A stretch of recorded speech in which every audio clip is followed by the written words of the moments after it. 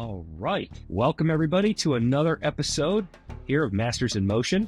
Rick Stevenson with Jason Grubb, and we have a special guest tonight, Ray Carr, a familiar name and face in our competitive space. Ray is a veteran, athlete, coach, father, you name it. He's involved in it, and we're glad he was able to join us tonight to sit down and tell us a little bit about his story and what he's up to. And we could come full circle in the fact that Jason and I were with Ray, just about a month ago down in Charleston, South Carolina, Fittest of the Coast. So, Indeed.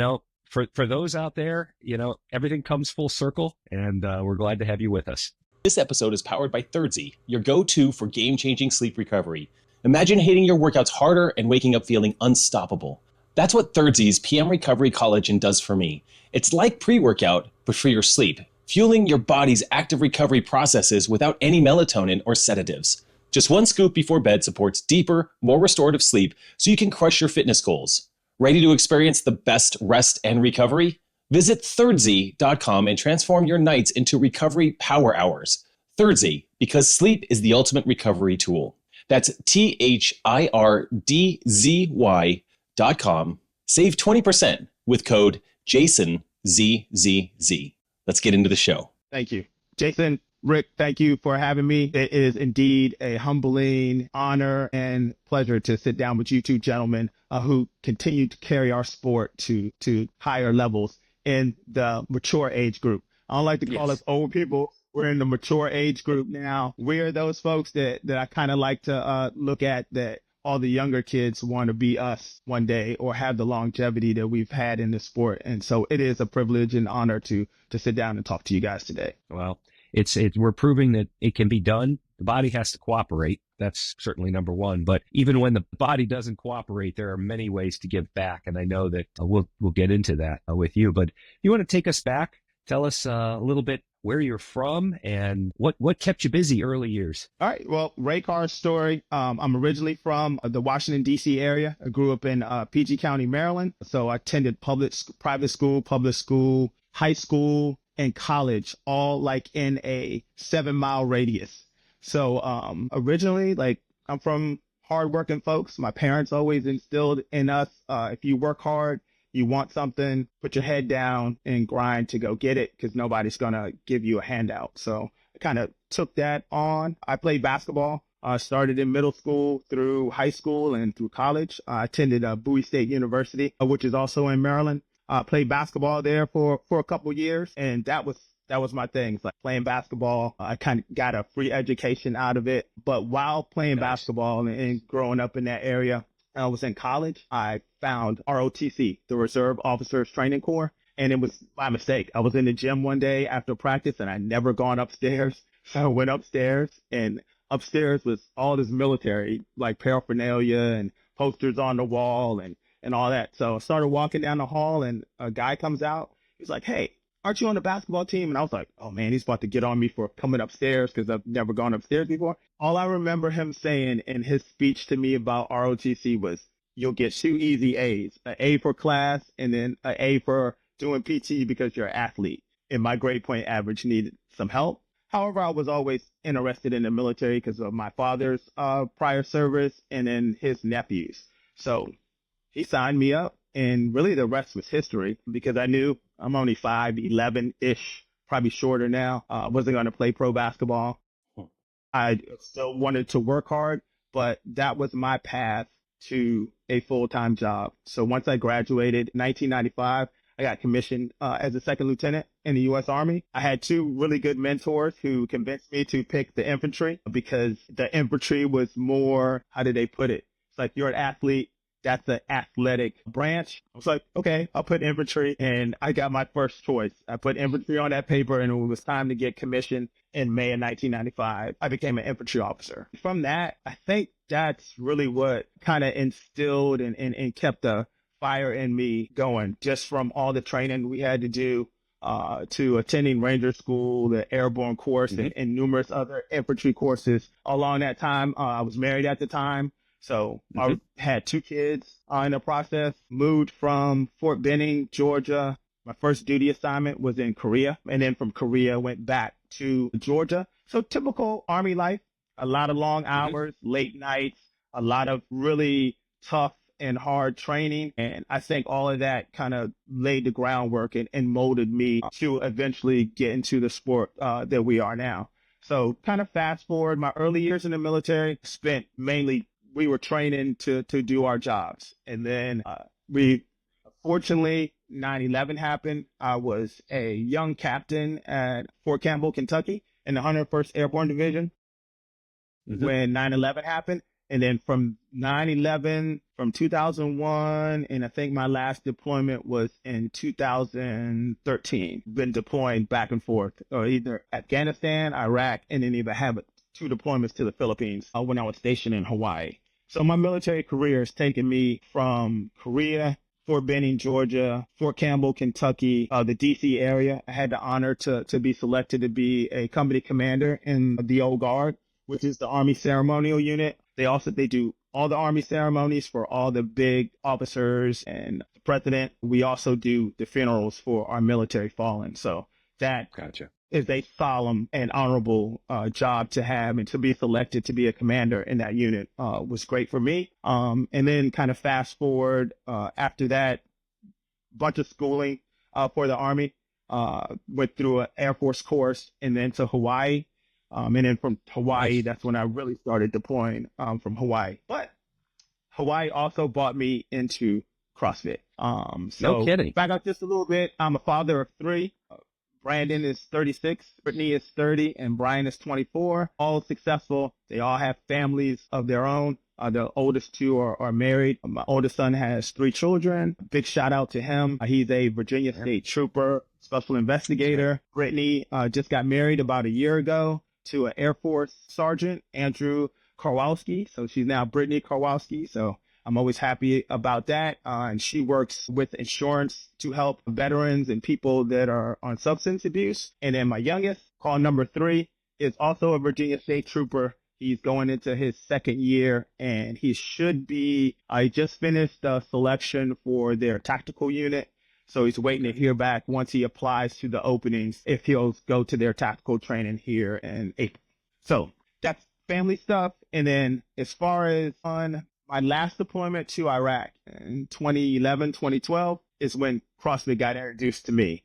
And it got introduced to me by a great friend of mine. We were coworkers together. And this gentleman's like, if you say CrossFit Street, he'd be like, let me tell you about CrossFit. Oh, we need a let me tell you about CrossFit. We had a pull-up rig in our tactical operations center. They took our gym and retrofitted it like with this is 2011 now. So CrossFit still was growing. So we had kind of rudimentary weights and a rig. And I think there was 2 rings in there. And I never heard of CrossFit before this, but I knew all our officers and a lot of our young soldiers would go there and work out with this gentleman.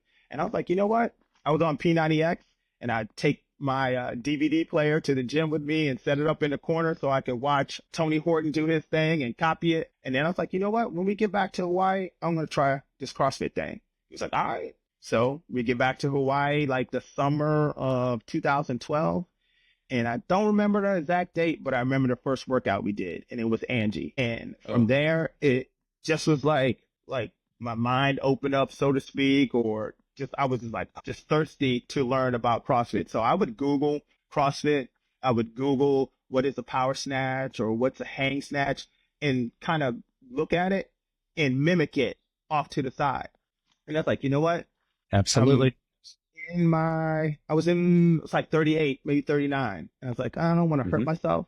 I do have a gymnastics background because my mom made me take gymnastics when I was younger because she thought I was going to be uncoordinated for some reason. So I said, you know what? Let me find a local box and learn the right way. So I clicked and I found CrossFit Oahu. And at the time, CrossFit Oahu had the market cornered on Hawaii, in Oahu. They had a box out in Waipio, Elua. I want to say it's like two or three other boxes that Brian Powers had there. And I just showed up and it's like, I just want to learn from the ground up.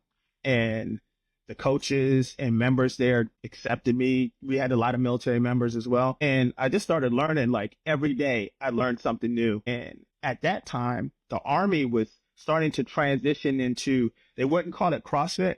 It was more functional fitness because a lot of the special operators and folks were starting to learn about CrossFit and actually use that to supplement their training or supplement their physical fitness training. So we started fitting our gyms with bumper plates, rigs, rings, you name it. The Army started getting it. We started putting it in our gyms as well. And so CrossFit started being a daily part of my life outside of, my regular military duty and being an infantry officer. I was a major at the time. It is imperative that if you're going to lead soldiers or be an example, that you need to be in either better shape than they are, or you can keep up with them no matter how old they are. So if we weren't training or out shooting or training to deploy, we were in the gym. So that just gave me more time to kind of hone my craft, so to speak, and joined CrossFit YPO. And I think I was there maybe 4 classes, which was their roots class, when the general manager or head coach pulled me aside. It's like, hey, you move really well. You don't have to come to roots anymore. You can just start coming to the normal classes. And from there,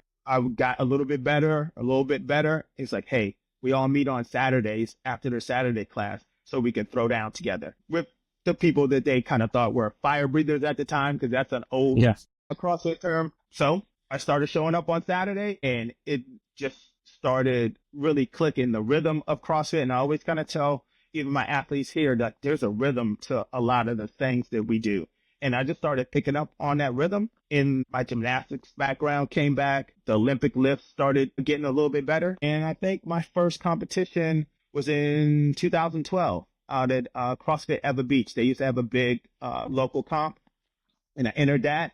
I think I got second place in my age division, because by that time I was 41. And I just continued to I love this sport. And it's not just the sport itself, it's what it brings. So what it brought to me was more of the community, because we would all get together on Friday and work out, and then it became a potluck. So everybody knew everybody by first name. We knew their kids. We knew, it was more than just working out to me. It was just that sense of family and camaraderie. And I always had that from the military. Even though, you move every 2 or 3 years, you make friends, but you still kind of hold on to those. So that made CrossFit even more endearing to me. So from that, I left Hawaii in 2014, and I got stationed here in Virginia at Fort Lee, which is now Fort Gregg Adams. And first thing I did, as soon as I hit the ground off the plane, I Googled where's the local CrossFit box,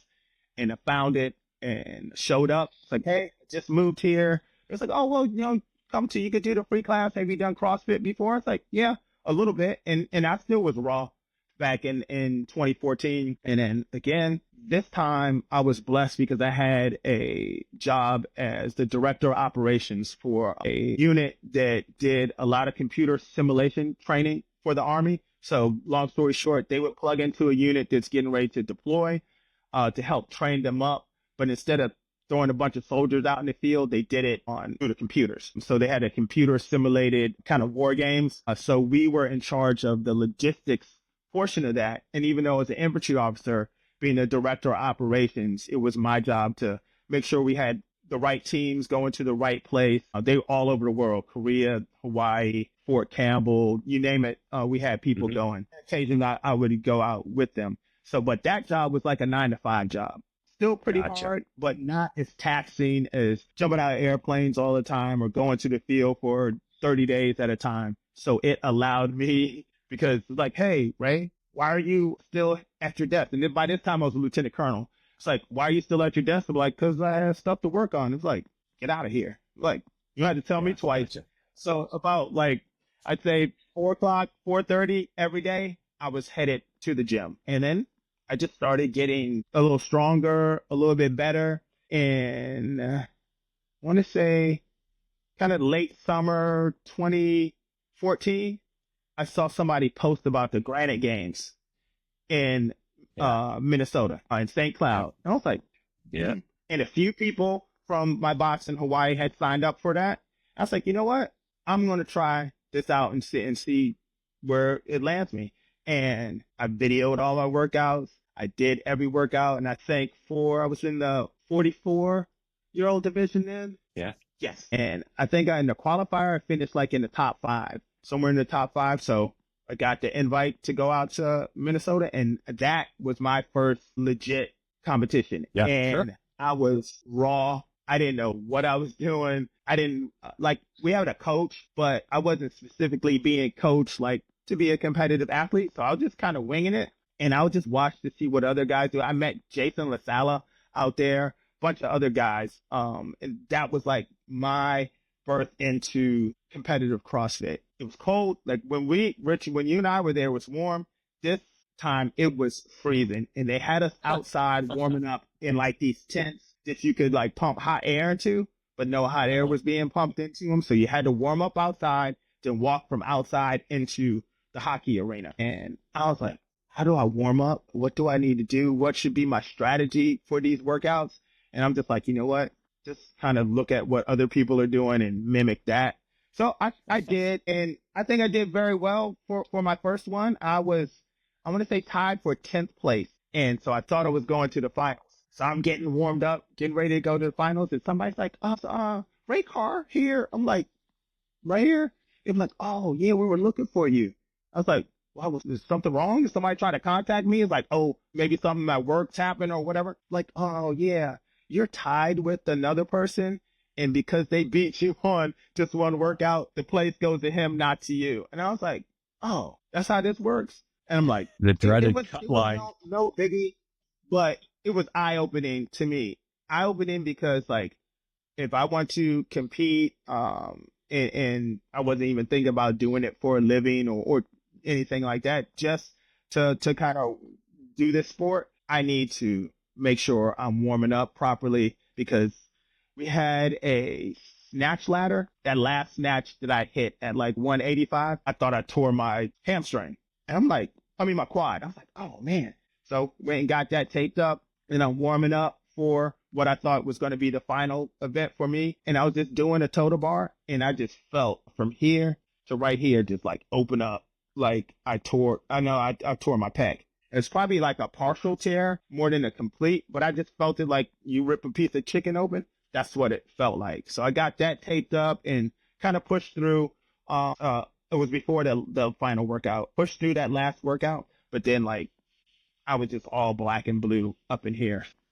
Kind of worked out for the best that I did get bumped from the final due to the tiebreaker, but it taught me a valuable lesson that I use today. Like I warm up for like 30 minutes, maybe longer than that, just kind of gradually getting into it, because I don't like to be hurt. I don't like to miss out on the things that I like to do, like walk down the steps to my car and play with my grandkids and things like that. Play with the grandkids.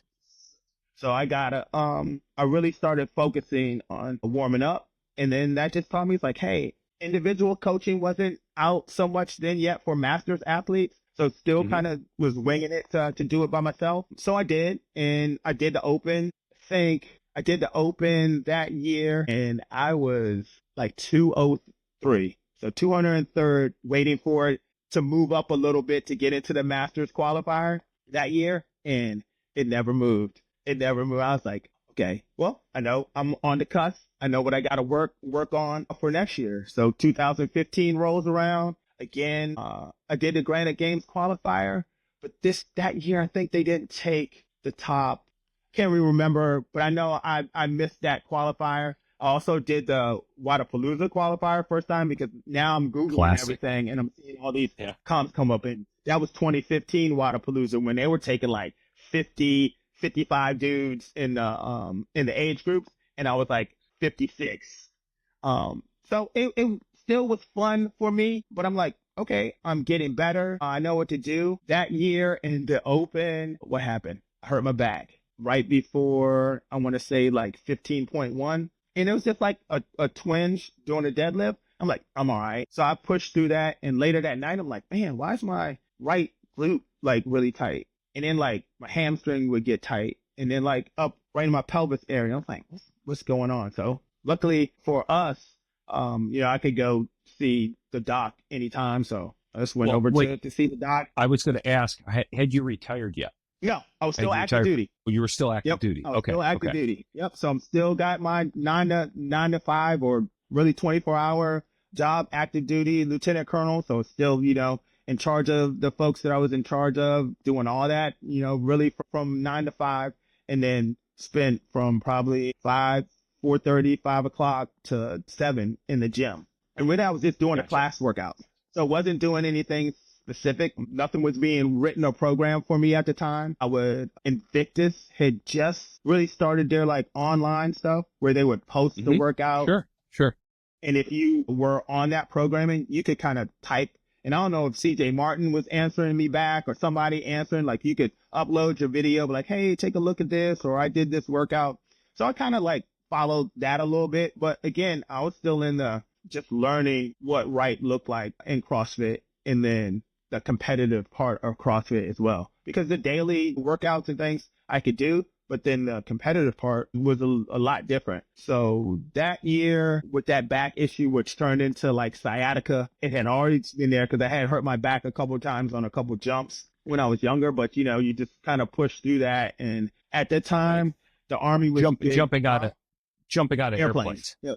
I was going to say perfectly good airplanes or helicopters. But that was the time, like I said, like you had to kind of bite down on the stick and grin and bear it, because going as an officer or leader, going to sick call or going to, saying, hey, I can't, make it on this mission or do this training, you kind of got looked at like, well, we don't need you if you're broke. So a lot of folks will tell you, bad ankles, bad knees, bad backs, shoulders, and necks are probably some of the systemic problems that you'll talk to any veteran. It doesn't matter if they were in the infantry or they were a quartermaster or they were working some other type of job. Just the pounding that your body takes in the Army, and to have like grinded through for over 20 years is an additional toll as well.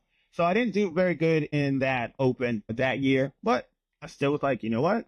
I'm just going to kind of push through, get healthy. And 2016 rolled around, and all those workouts were like things that I had taught myself how to do and learned from other people how to do really, really well. And I crushed, like, God's on my side, good people at the box that I had. And I crushed that open in 2016. And I think I wound up finishing, I want to say top 5 worldwide after the open, and then like 10th place after the Masters qualifier. And I got and that's I was gonna say that's back when they took your open finish and made that a component of which so that thankfully they reset to 0. Yeah, me too. Because that eliminated like a lot of like good folks. Because if you were under, I'd say like maybe 60th place, you had no shot. Shot. You had no shot to get up to that top 20 at the time. So finishing like high as I did, and then finishing 10th place kind of overall, I was like, oh my God, I made the CrossFit Games. And that's at the time that I think CrossFit was at its height, and still moving up. This was the last year at Carson. Started training, started really like Googling and following other folks.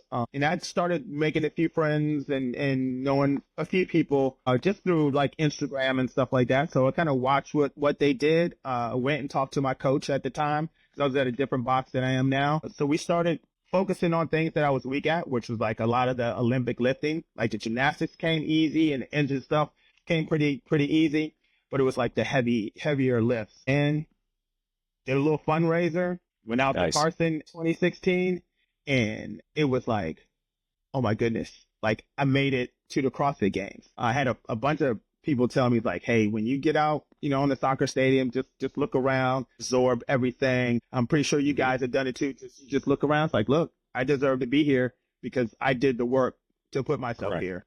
No matter where I finish or how I finish, I know I was going to go and give 100% and then some, but have fun doing what I started to enjoy doing. And it was a little eye-opening, given I don't think, and I won't say like they had the Masters have a backseat, but it was a little bit different. So, you're separated from the individual athletes. Like, we did share a warm-up area, but, at different times. So you kind of rub bump shoulders and see people, but you see them in their games mode. And it is like, okay, well, this guy's not being so talkative, but I get it because they're trying to put food on their table, sponsors, the whole 9 yards as this sport was growing. So I understood that, but I still enjoyed it. We did have too much interaction with Dave Castro, but we did see him. And from the first workout to the last workout, I just had fun. Like I met the Grundler brothers were in my age group, a bunch of other good guys that I still communicate with today. But it was like, okay, I belong here. I put in the work. I'm blessed. I'm glad I made it. Being an active duty, Army officer out here, my peers working out, that was big for me. And I told myself, like, if you don't ever go again, you made it, and just use this to, help other people achieve the dreams that they have. Well, let me ask you, I know Jason's got some questions here too, but let me ask you, do you remember in 2016, was it offset? Were the masters like earlier in the week and then the individuals started? Okay, so there was always that, we're starting at the beginning and then we're basically done, and then here come the young kids. And so It was just kind of maybe a little bit of interaction. That year, during the time that we were still going, and it's when they did Murph. And it was after they did Murph in 15 that was wound up being not really, really good given the heat and all that. So now we kind of revamped it, had a little more safety protocols for Murph. So we did get to watch them do Murph in the stadium. But then what was kind of, and you guys probably know this too, you had to buy your ticket to see the individuals.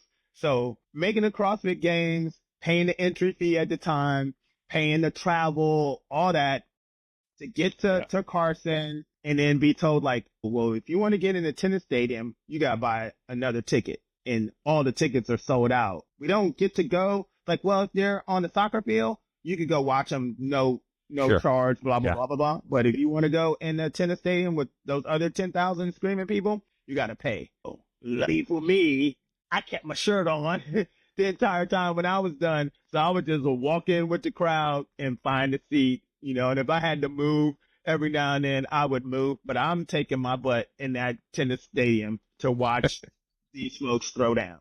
That's the key. That's how you do it. You wear your uniform and you walk in like you're like it doesn't matter. You just go. Nobody said anything to me. I did the same thing. Excellent. Same thing. Like you've been there You just before. go. Right. You know what else helps? I had a photography pass the past couple of years, or a media pass the past 2 years. And generally, if you have a camera hanging off you and a backpack, and you just walk through the media entrance, people just think you're supposed to be there. I mean, like, not really. I've always had a media pass, but I think you can do that too. But I love it. You just got to go. You're there. It's so exciting to be able to be a part of all that. You got to get in and see it, right? Yes. And just to be in that stadium, hot or not, but like as the sun set and all the athletes come out, it was like as CrossFit was going here, the sport was going, it was ESPN at the time. So like my phone was blowing up. I was like, oh my God, dude, I saw you on ESPN, blah, blah, blah, blah, blah. I'm like, yeah, they showed, some of the master stuff on ESPN. So that was good. And just to be in that atmosphere with like-minded people of all shapes and sizes, colors, it was amazing to me. And it was great to see what this sport was providing for folks. And it just even made me just that much more hungry, not just to get back to the CrossFit Games, because CrossFit is not the CrossFit Games. CrossFit is kind of what I described earlier, like the community stuff that we do, and seeing somebody who never did Olympic lift before or any type of gymnastic movements get that first movement. That's what CrossFit is. We turned it into a sport, which is great. And those high level athletes that make it out there and do their thing is even better. But like, that was like the big party. Everything that I read about like being at Carson or being at those events, I saw that and I got to experience it. And like I said, like I never put on another Reebok jersey at the time. It was fine with me. But we went back and I was like, okay, I want to get coached. Like I want a personal coach. Like I kind of talked to my coach and she was up for it at first and then not too much. So I kind of started following comp train. So I would come in, I may do the class workout, but I would just stay out of all the athletes' way over in the corner, like doing all my comp train stuff, which wasn't specifically for Ray Carr, but I followed it anyway. And I started progressing. I started doing like some more local competitions, some team comps.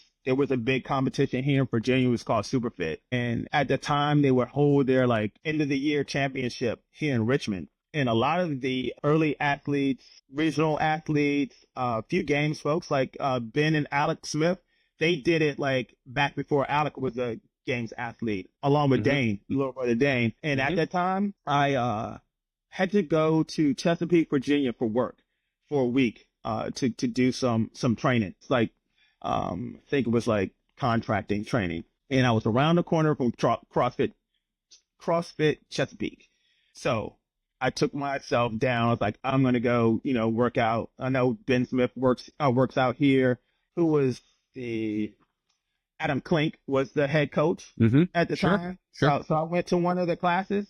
And then from there, I developed a real strong friendship with my man, Dave Jones. And Dave and I, like you meet like somebody that's like, this guy is who I am. And I think I'm who he is. And you just kind of click like you two. I imagine just like, boom, almost instantly from, hey, guy, what's going on? Hey, and that's how it was with us.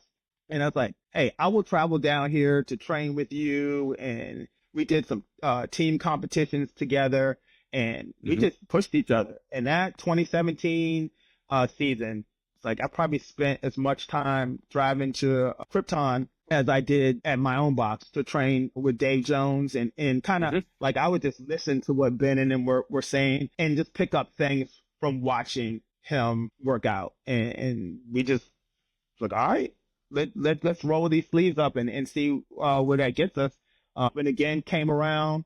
Again, there was no like semifinals or quarterfinals. It was finish top 200. Hopefully you're in that top 10 to 20 or maybe 30 of that top 200 and then get through the age group qualifier. And we both got through that age group qualifier. I think I was like the last guy in. I just got in and we headed to Madison for that first year in Madison. How satisfying was that to make it with your friend? I mean, two of you coming out. It probably made it even better. Yeah. It was even better that time because it was like, now, found somebody like-minded through this sport, through CrossFit, that pushes me to do better, pushed him to do better. So from that, it just made it really, really good because him and his family became kind of my family. His kids call me Uncle Ray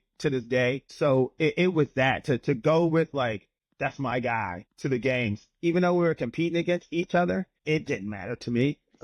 Like we made it and we're going to go put our best foot forward. Though Dave got a little bit dinged up, we did well. My thing was that year, it's like, man, if I get out this lake, I'm good. I got out the lake.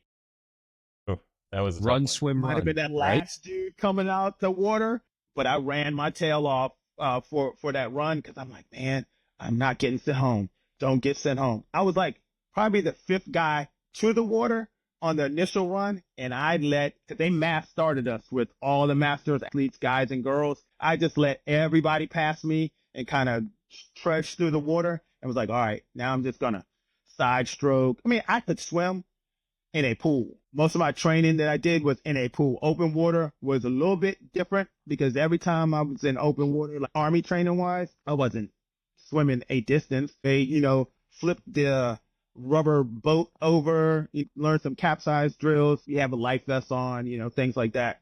So open water swimming was a little bit difficult for me, but I got through it. And that was my victory right there. I was like, I don't care what place I finish in. I so out the water and finish this first event. So let's roll through the rest of it. It was gravy from there. And then Jason, for me, you were on site there that year as well, right? My first time watching the games. And Ray, I would have come and watched you, but I'll be honest with the world. I was so frustrated that I didn't qualify for the CrossFit Games that year. I could not even go watch the Masters. The fear of missing out was at an all-time high. I was 41 at the time. 41? Yes, 41 at the time. And I really thought that was the last chance I had at making it to the games at 41. That I would, maybe at 45, but at 41, I just didn't think, I was like, I'm never going to make it to the games. I can't even go watch those Masters. I'll just get too upset that I'm not down there doing this thing. So I did see the Run Swim Run, and it was a rainy, cold day. I had to buy a sweatshirt at the Rogue tent. Everything outside that day was really chilly. It was pretty crazy. Yeah, it was. Yep.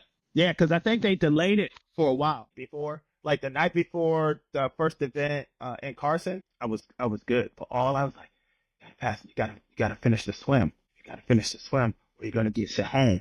I was like, I come all this way and get bounced on the first one. So like it was just causing me like some anxiety. And then they delayed it a little bit because of the weather, because it was cold that morning and rainy. It's like, okay, they're gonna scratch it. No, they're not. You're gonna still have to swim. They're not gonna scratch it. You were hoping for that.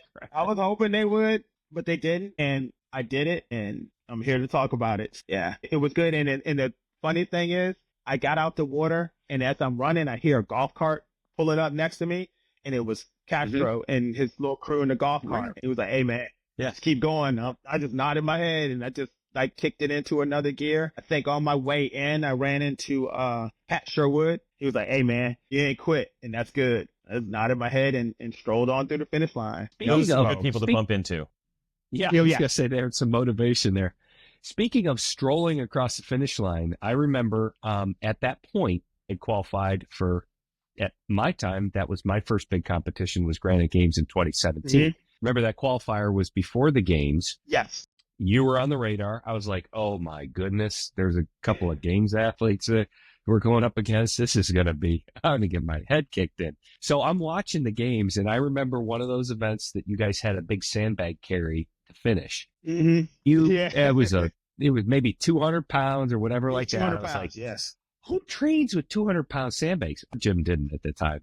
And you picked that up, muscled it, and you strolled across the finish line, making it look super light. And I'm thinking, oh my goodness, what am I getting myself into here in a month? It was like a month later, we were all going to be in St. Cloud. Yep. But you strolled across the finish line with such swagger. I was like, God damn, what am I going to do next? This is like I'm the type of guy, like, distract myself. So, like, I'm hurting, so I'm just going to think of something funny. Or I'm going to really start kind of listening to the music and bopping my head to the music. Because then just like, I learned that in Ranger school. It's like, hey, not a lot of food. You're up all night.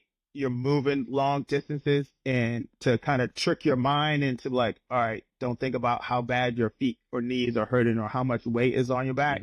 Just like think of something funny or whatever song that I could think kind of to motivate myself. So I'll just kind of use that. Even to this day, I'll just start like bopping my head or looking in the crowd or thinking of something to get my mind off of, hey, this sandbag is 200 pounds and I got to run it across this finish line. Yeah. That's kind of where all that stuff was born, because you guys know we do some workouts that are like, just some people go to their dark place and their eyes roll back in their heads and they just grind. I just kind of go to like, all right, I'm going to distract myself. Still kind of focus on what I'm doing, but I'm just going to laugh it off because, I'm not going to show anybody out here how bad I'm hurting.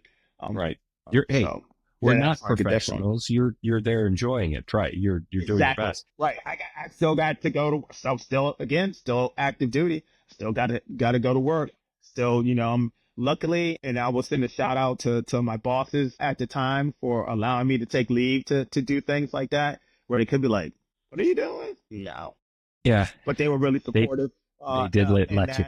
And then again, like the Army was transitioning into more functional fitness, and they were starting to meet with Castro and his team about how to set up the gyms properly, the equipment to buy, and out of that started the birth of the Army fitness team, which like I had became really kind of close with Chandler Smith, and he wound up being on the Army fitness team. So to see the Army or military kind of go to that and look at it as one way to showcase a lot of these talented officers, NCOs, and soldiers that work really hard in the gym, and as a recruiting tool as well. Like, hey, get the Army name out there through something that's continuing to grow at the time. The sport of CrossFit was a good idea. So yeah, to see that kind of birth, and I'd like to think maybe some of the things I did helped push that forward. That was good as well. Talk about in-house advertising for their fitness programs. Exactly. You know, I wonder if there were, you know, profiles done, and here's one of our own that's excelling in something that we're preaching and we think is beneficial for, you know, a lot of our soldiers. Yeah, I know my organization was really excited and would mention the things that I did outside of work with CrossFit to other folks. So I thought that was good. Again, it's just spreading the word of fitness, and to me, it doesn't matter whether you CrossFit or not. You just go to the gym or you walk every day. Doing something physical and kind of, we're getting older, we're getting more mature, kind of keeping father time off of you is key to me. And I think I instilled that in my kids too. All three of my kids were athletes at the high school level. Two of them really, really good. Brittany and Brian were really great at basketball. Brandon played football. So like to kind of instill that and see that in my kids, that was great as well. So let's see. We're at 17. Well, let me transition and ask. So I was going to say, let me transition and ask, after some of the success you had at the higher level, something that we all deal with from time to time, some injuries kind of took over. Yep. I was going to say, or got the best of us at that time. And how have you dealt with that? Staying active, staying motivated, but trying to fix yourself because of what you want for a longer future, again, for the rest of your life. A lot of the damage to my body was in service to this country, and I would do it all over again. 4 or 5 times over again. So that's not a complaint. I knew the nature of my job was tough physically and mentally. Going into that, it was like, okay, I know. However, like that 18, like 19, 20, my knee, my right knee and my back just blew up. So I had meniscus surgery it's a little bit before the 18 Open.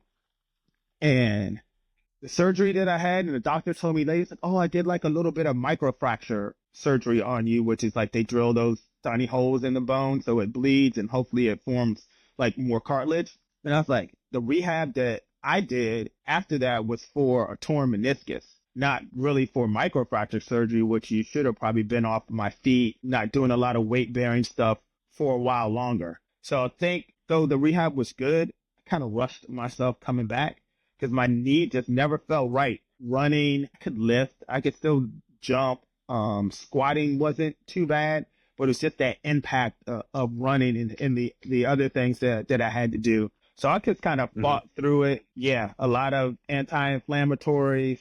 I started, I think Kelly Starrett started doing his Supple Leopard stuff. So I went and got that book, and I would just go right to the knee page and buying voodoo bands and other things like that. My mobility and ROMWOD was out at the time. I would do ROMWOD before I even warmed up for the workout. And I was noticing like, and it's taking me a little bit longer to get to feeling like I used to back maybe 2015, 16, and 17. So that year was tough for me.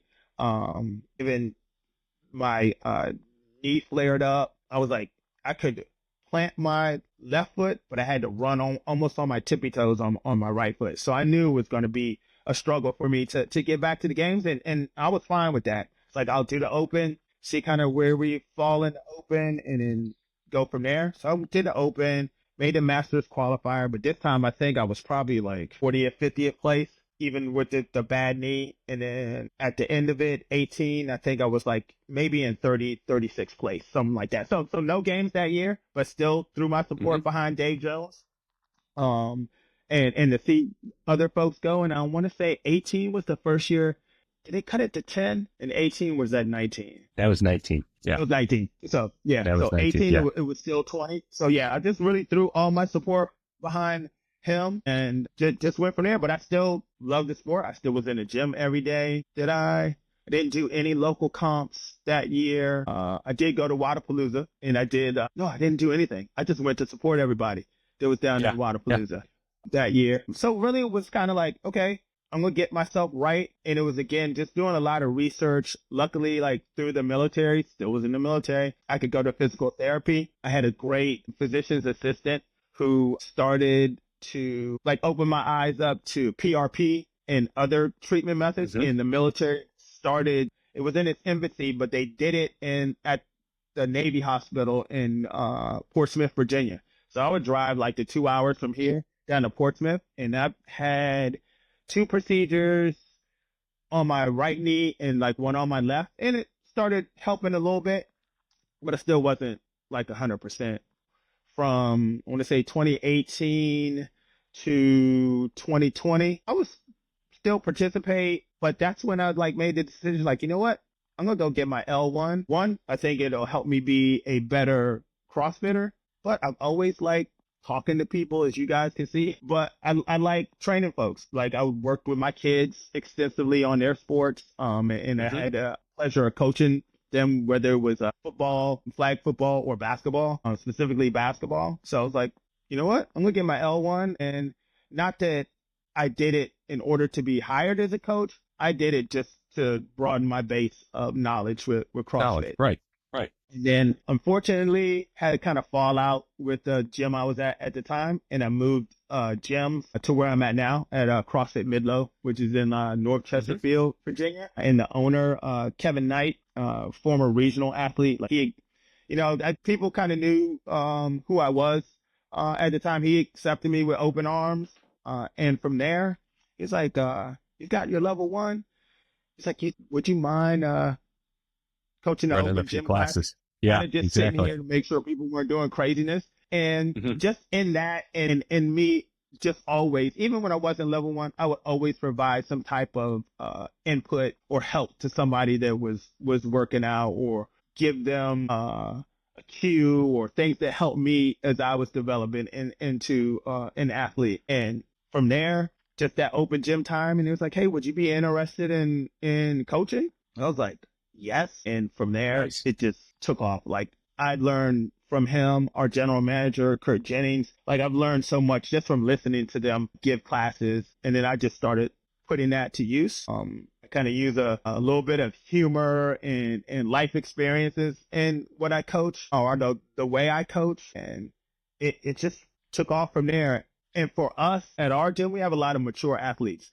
So I think more folks that are around, all 3 of us age. So I kind of relate to them really, really well, dealing with injuries, dealing with job and just life stuff in general. We do have some younger athletes and some really good athletes, deal with them really well as well. But like every day, I was just learning something new or helping somebody with something. And that was the satisfaction that I was getting, like, man, I just helped somebody get their first like strict pull up, or just telling them like, hey, you just can't walk in the gym and jump on this rig, because you're going to hurt yourself, or in the long run, if you want to do this sport or work out, well, let's warm up first. So just teaching people about warming up correctly, not so much like in the nutrition part of it, but just the daily, like, hey, if you want to CrossFit, and I'm not trying to make you a CrossFit Games athlete, I'm trying to make you just a better, continue to be a better human or a stronger person, so that when you have that next birthday, or you go back to your high school reunion, like,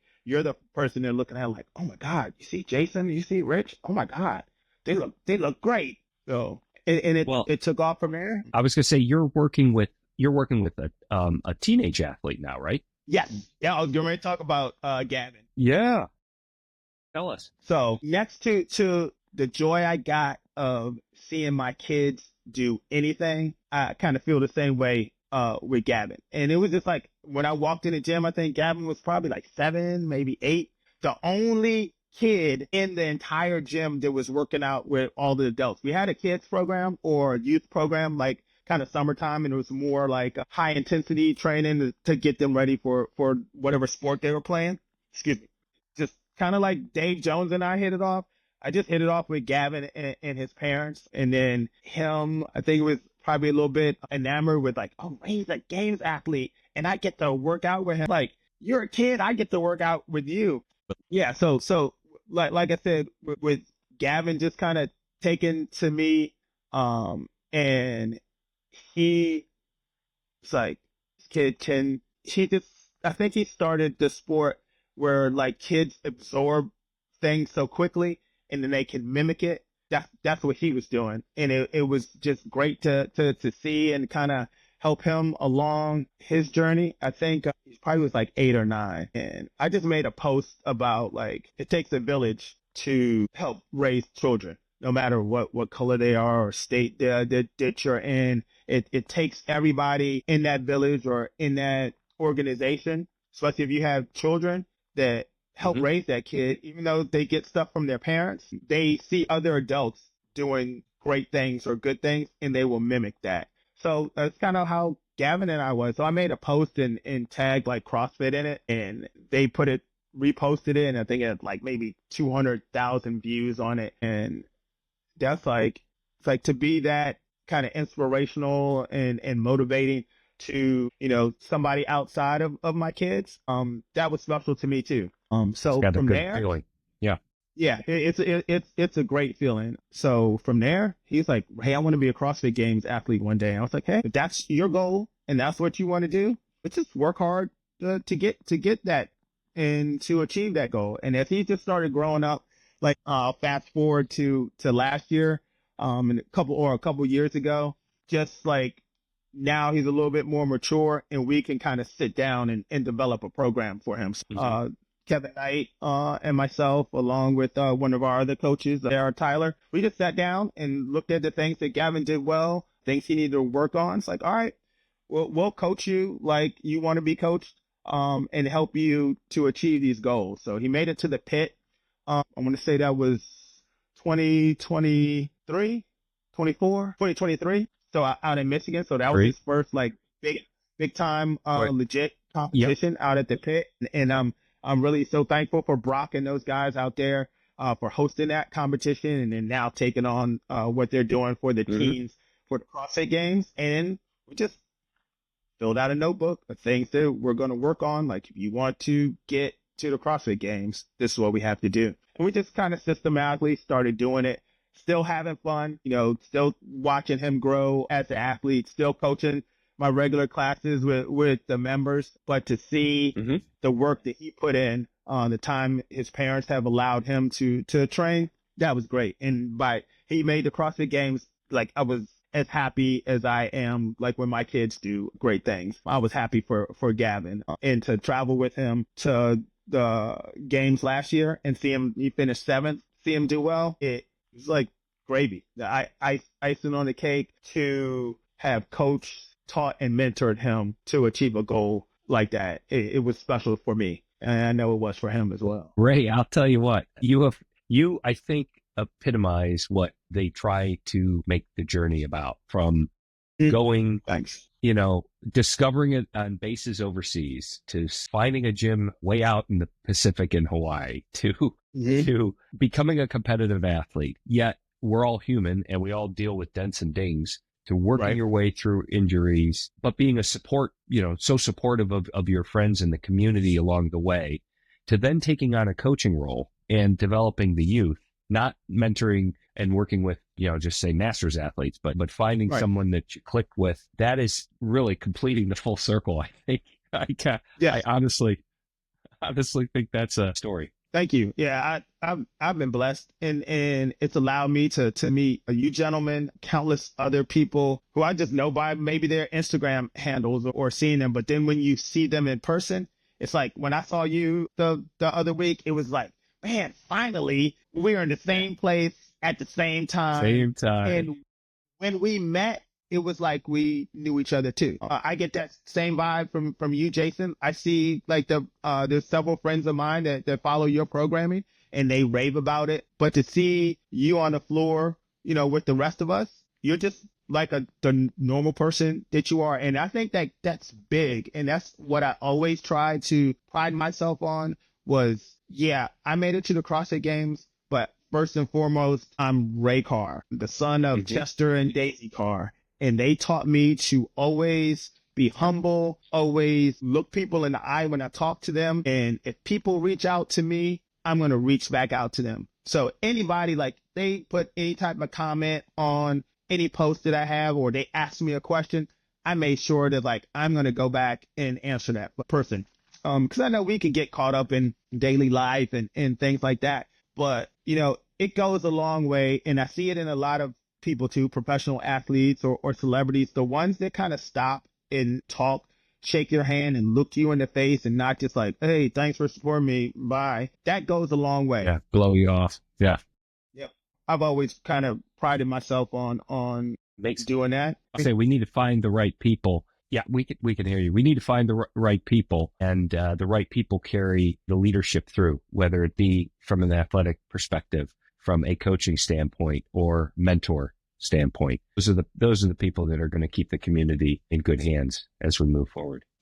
But we appreciate you, man. Thank you so much for coming on tonight, taking the time to do this. This was great. It was absolutely fantastic, and everything that we hoped for in getting to know you. I feel like we could probably do a lot more hours of this. So we'll probably, you know, make this an annual tradition. Like we'll talk to you next year, and we'll see what's going on in the last year. But dude, thank you so much. Thank you guys so much as well. I appreciate everything that you're doing to continue to carry our sport forward, and not just the sport, but the things you do for your families and all that. It is indeed has been a humbling and a great honor to sit down with you guys for an hour. Thanks for tuning in to the Masters in Motion podcast. We'd be so grateful if you could take a moment to leave us a 5-star rating on Apple Podcasts or your preferred podcast app. If you're watching on YouTube, subscribe to the channel. Your support helps us reach more listeners and grow our Masters community. Until next time, get bolder, not older.